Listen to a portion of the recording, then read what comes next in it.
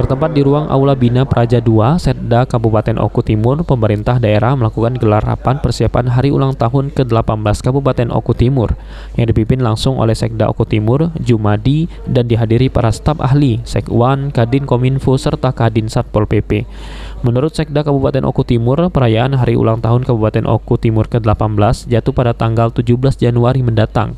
Pemerintah daerah Oku Timur sendiri telah melaksanakan sejumlah lomba dan kegiatan bazar untuk memeriahkan hari jadi Kabupaten Oku Timur dengan tetap mengacu pada protokol kesehatan COVID-19.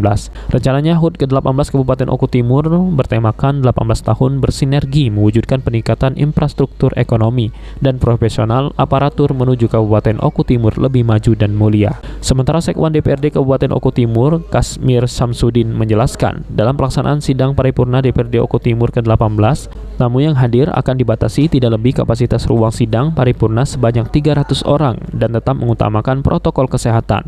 Dalam kegiatan 17 Januari 2020 nanti, di sidang paripurna DPRD Oku Timur akan menampilkan unsur budaya khas daerah. Terima kasih terkait dengan sidang paripurna untuk anggota DPRD Kabupaten Oku Timur memakai pakaian adat, yaitu pakaian beskap.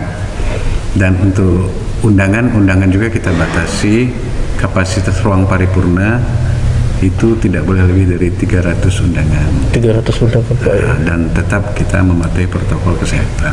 Oke, Pak. Aji, PAL TV.